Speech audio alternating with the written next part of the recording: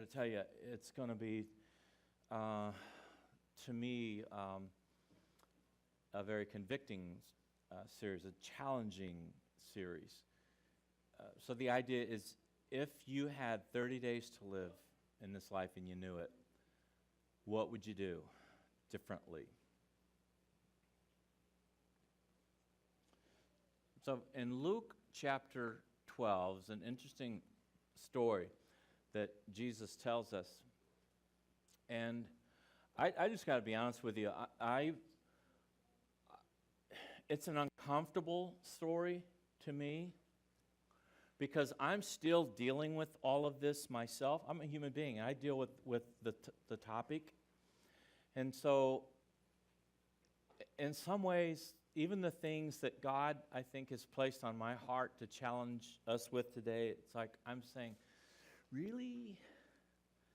But yeah, it is really. And then if I could just say this, this is one of those messages where don't shoot the messenger, like just argue with God on it kind of thing. If there's anything that he challenges you particularly that you just say, like, man, I don't know about that. I just don't know. So here we go. So someone in the crowd said to him, this is Jesus, said to Jesus, "Teacher, tell my brother to divide the inheritance with me." Now, what a way to start out a conversation with Jesus, right? Instead of like, Jesus, my brother and I have some issues, and there could be some things that he could learn. There could be some things that I could learn. It's just like, no, Jesus, listen, this guy's got issues, so tell him to divide the inheritance correctly with me. So on the bottom of this screen here, so Jesus replies, man, it's just like from the 70s, like man, who appointed me a judge or an arbiter between you? And Jesus basically is saying, look, it's not that I'm not interested in your issues, your problems, but there are so many more things that I want to teach you. I would love to talk to you about bigger picture items than how to divide, who gets the refrigerator and who gets what else. There's other stuff I really want to talk to you about. For instance, then he said to them, watch out. Be on your guard against all kinds of greed. Life does not consist in an abundance of possessions. And I have blocked that off in the font because that's the part that I want to hone in on in this message. Life does not consist in an abundance of possessions. And Jesus is saying here at this point to that guy in the crowd, you have a problem with greed and you don't even realize it. And so, I want to tell you this, Jesus is saying, I want to tell you that life really does not equal stuff. Life really is more than just how much stuff you have, how much of things. So it goes on, it says, and he told them this story, this parable. He says, the ground of a certain rich man yielded an abundant harvest. And so the rich man thought to himself, what shall I do? I have no place to store my crops. Understand now, the guy's got enough. He's rich. He's doing okay. And the whole message of Jesus is, I'm sorry, 70s Jesus,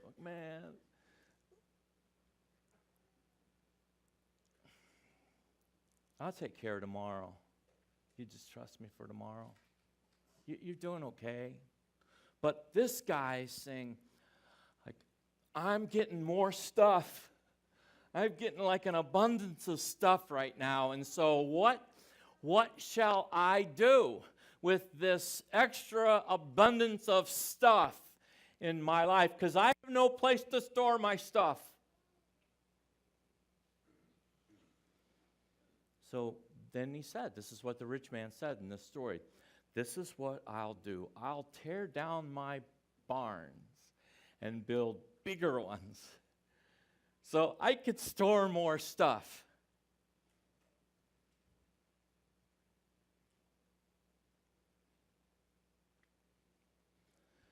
And I'll say to myself, says the rich man, you've got plenty of stuff laid up for many years. So you will be able to take life easy now. And you'll be able to just kick back your feet and you'll be able to eat, drink, and be merry because your stuff will take care of you.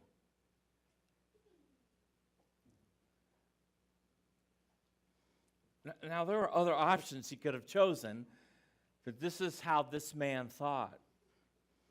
I got more stuff in my life. I'm getting more of an abundance of stuff. So what should I do with that? I should build a bigger container for my stuff so that I won't have to worry. And when I get enough stuff, then I can just eat, drink, and be merry. But God said to him, you fool, this very night your life will be demanded from you. And then who will get your stuff?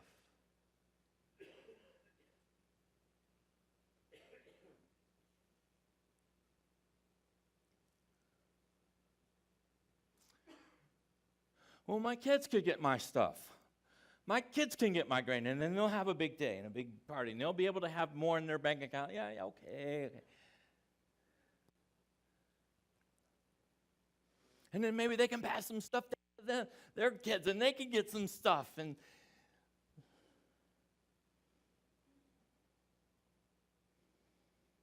in the story, then Jesus says, this is how it will be with whoever stores up things for themselves, but is not rich toward God. Jesus is saying, this is how it is. When you think stuff is so wonderful. Now remember, anytime I say you, it's like me too, okay? It's like, you.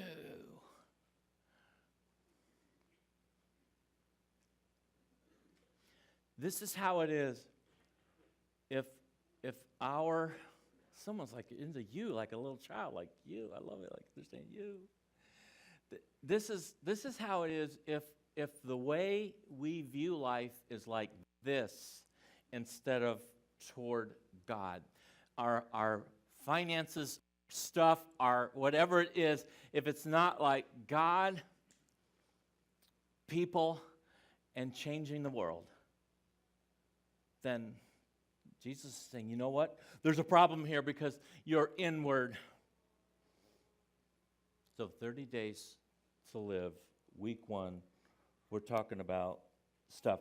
And just a reminder, this is what Jesus says about stuff. He says that life does not consist in an abundance of possessions. He says this to all of us. All of us struggle with this, I think. Like if this isn't an issue for you, just say, okay, I'll come back next week. But Jesus is saying life does not consist by having a bunch of things. And we struggle with this because we think things equal life. Well, we would never say it this way, but we struggle with this because we think that more things equal more life. This is why we get all charged up when we go into a store a certain shopping place that has a lot of things that we particularly like. Now, there aren't many of those for me, but there are some. And we get all energized because somehow things have a way of trying to tell our body that this is life. We get, is another way of saying this, we get having mixed up with being. We mix this up. We mix up. We think if we have, we are.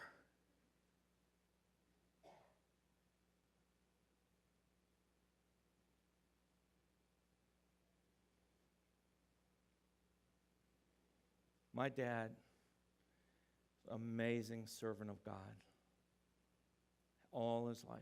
Hasn't had a lot of money. Amazing man of God. But now in his, late years,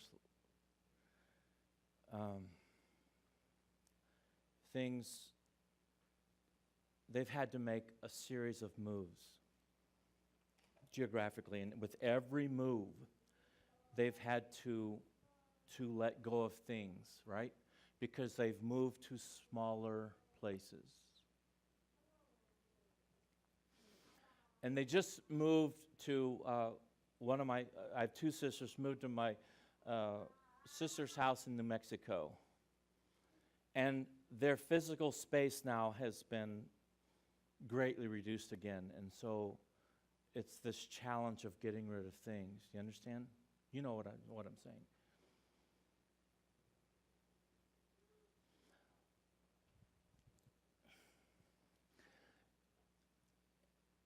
And so one of my sisters, in this process of getting rid of things for them, which is a hard thing. It's hard to get rid of our stuff.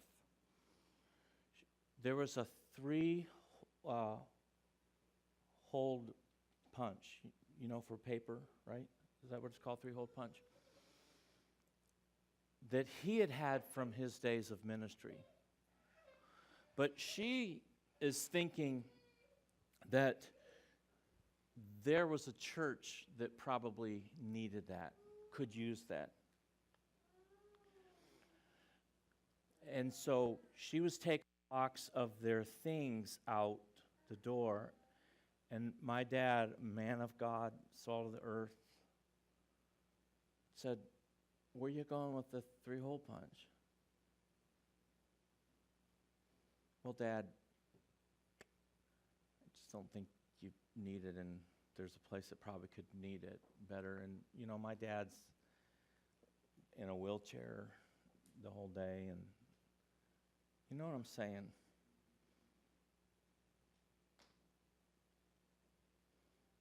And so it ended up that they literally they couldn't take their things because they just didn't have room for the things. So what are you going to do with your stuff?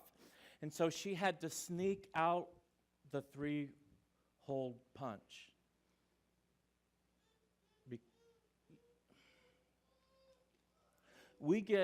Because for him, it was like, this is life. This is part of who I am. You understand the feelings. You understand this. This is that 3-ring, that hole punch, whatever it is, that just feels like me.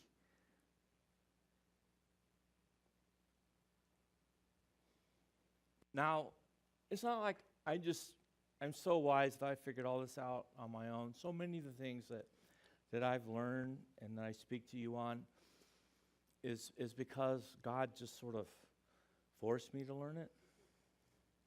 So Denise and I moved into this realization that I'm telling you about. I'm still dealing with, okay? I think, I'll always deal with the struggle of stuff.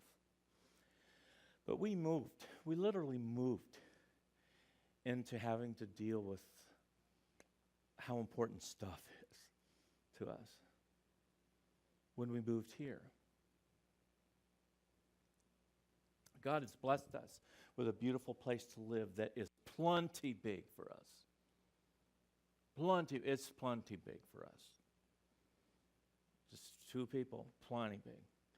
we moved. We had a 4-bedroom house in Indianapolis. You know how 2.5 baths, whatever, and a living room and dining room, and through the years we had our kids there, and used most of that space, And then we had a decision to make. When we moved here to this beautiful place, we had a decision to make. Are we going to move the stuff of a 4-bedroom house when we no longer need it?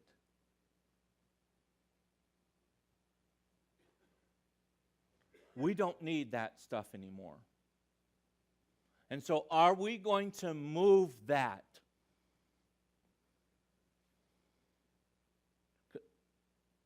This place is plenty big.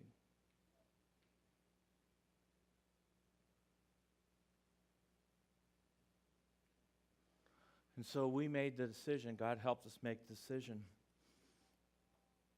of, for us, it just right. We just felt it was right. We started giving away stuff, and we gave a lot of stuff away to people that we felt needed it, could use it.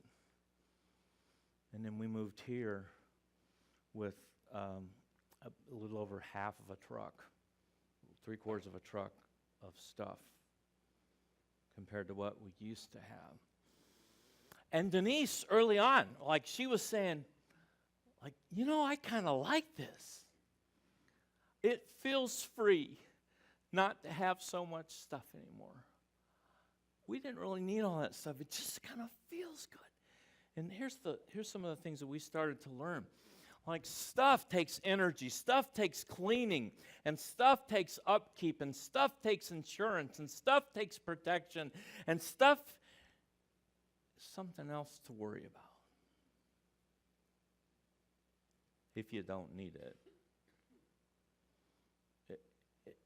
It's energy.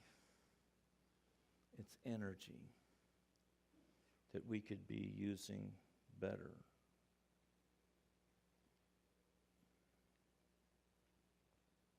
So I've learned that stuff is just stuff. That may be the biggest thing you get all day. Stuff. What'd you learn today? Well, I learned that stuff is just stuff.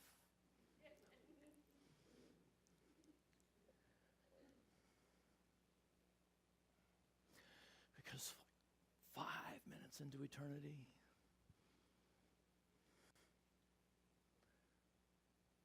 so much of that stuff, who's going to be thinking of that? Stuff's just stuff.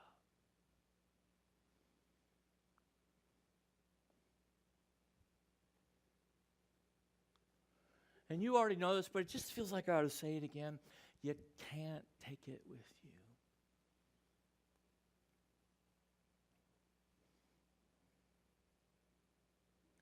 You see, what you can take with you is what really matters. What you can take with you is what you'd be thinking about with 30 days to live. You can't take that dining room table that you have stored.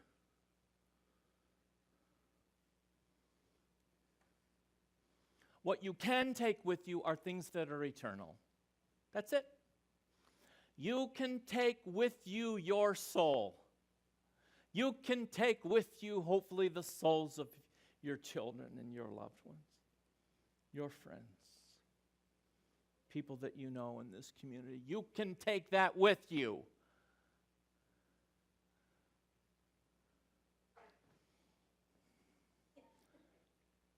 There's a pastor I listen to from time to time. His name is Pastor John Piper. He makes this statement a lot. He says that God is most glorified in us when we are most satisfied in Him. Because I'll tell you what I think Jesus is most concerned about here in this story that He's telling.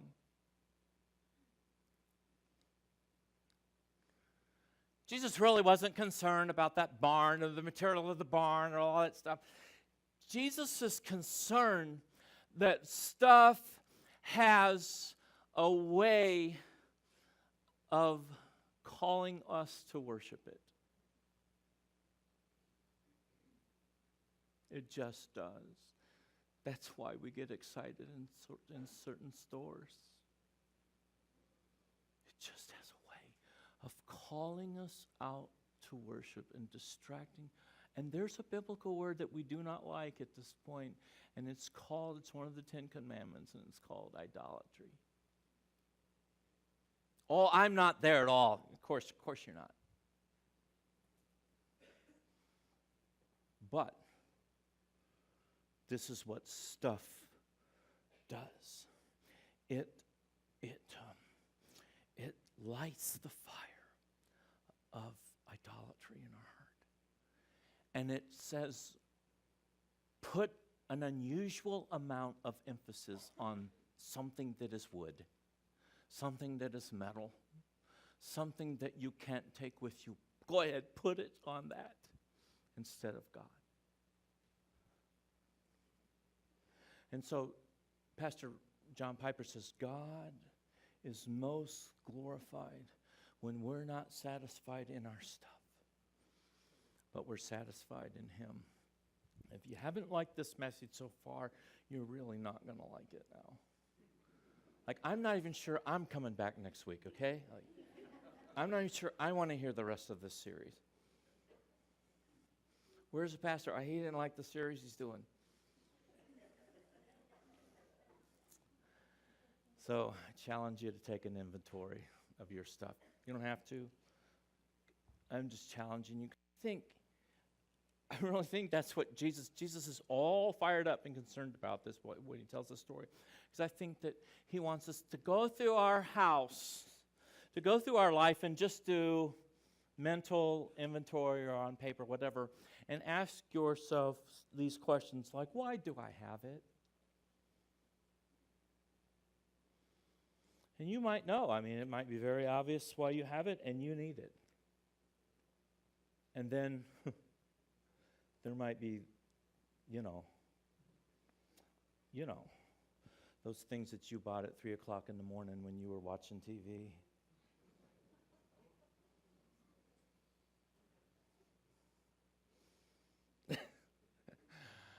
Okay. Second question you ask is, do I really need it? Why do I have it? But you might have a good reason for having it, but do you really need it?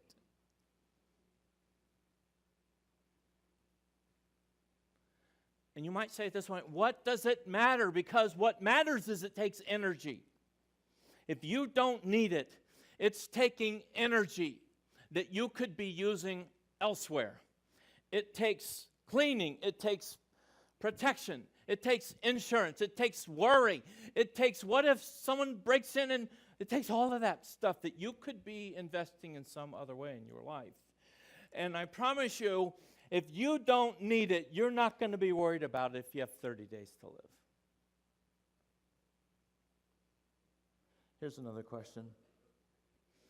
What energy does it require from me? Another question. Don't shoot the messenger.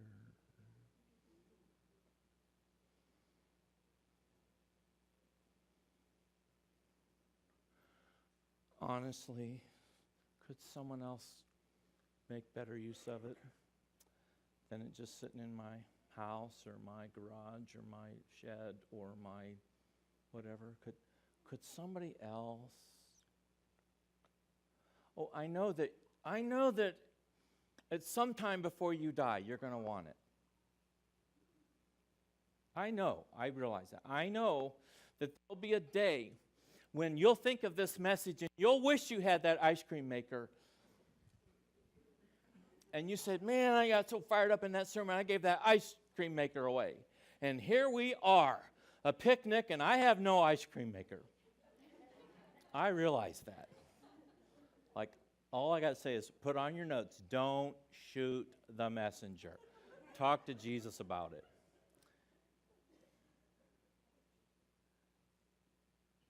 I don't know. I mean, maybe there's a ministry that could use it better. Like they make ice cream. I don't know. You get the point. I don't like this sermon. Oh, man, oh, man, oh, man, oh, man, oh, man. You want to just read it to yourself, or should I read it? How much space does it physically take up?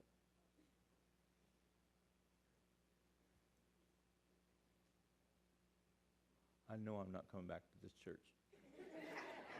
It's like too much meddling in my life.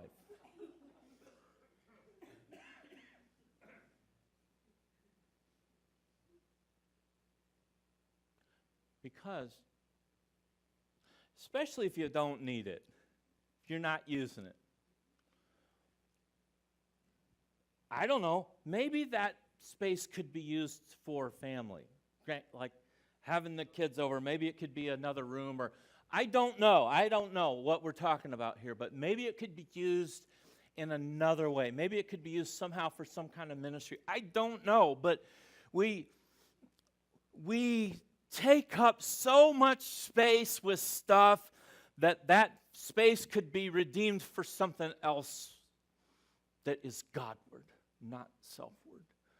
And at the very least, maybe we could just shut off that part in our house and not heat it. I don't know.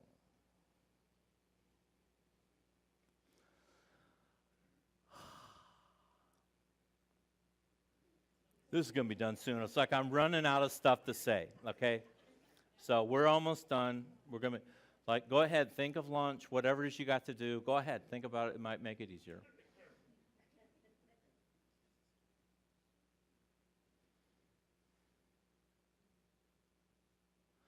Now look, I've got stuff from my grandparents that I'll have to the day I die. I got a Bible. I got Bibles. I got my grandfather. Minister. I got his Bible. My grandfather on both sides got their Bibles in my office. I love that. Okay? I've got music. My grandmother on one side was a musician. Handwritten music. Notes, shaped the notes out. I love that.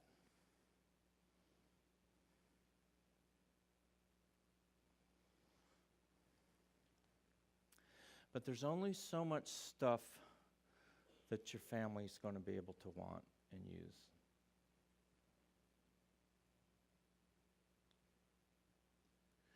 And I'm just telling you from a pastor's perspective, because I've seen this end of it a lot. I've seen the struggle that families have in getting rid of their loved one's stuff. Because nobody in the family, it's not like they hate the stuff, it's just they don't need the 3-ring hole punch thing.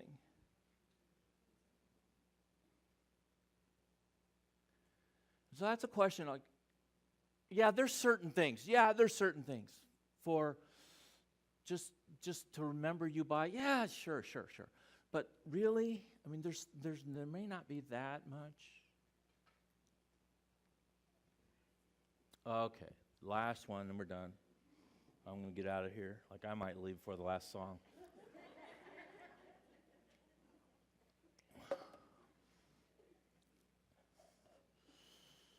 I hate this message. The only... I ask this because we're talking about 30 days, okay? So how many times in 30 days do you use that item? Just asking. It's like someone's getting mad. They're going to come and attack me. I'm going to use my. Nope, she's just going for her child. Good.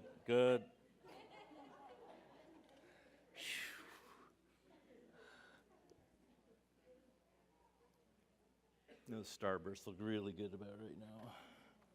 So, now I'm not, we don't have to get rid of it. I mean, you might use it once in 45 days or once in 6 months. I know that, but just a question. How many times in that 30 days will you use it? Now that's, of course, it's not going to apply to everything. I get that, but it's just what Jesus wanted, I think he wanted to say. All right. So, end with this. Thank goodness.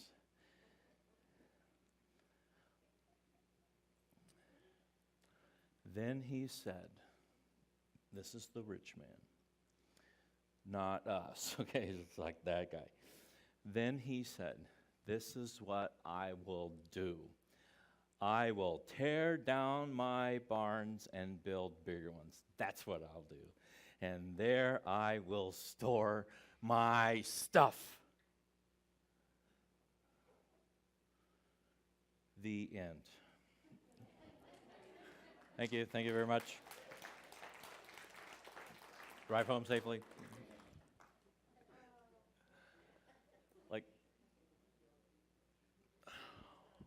Okay, what are we going to, we all okay? I don't know what to do with it. I just had to share it.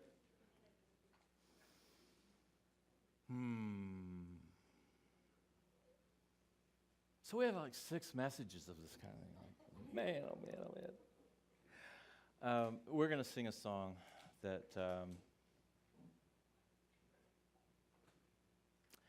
it talks about, like, I know, why did I have to choose this one? Lord, take the first place in my heart. You're not coming up for me. I got my guitar here. You're just confused. You hear enough stuff about stuff and you don't even know what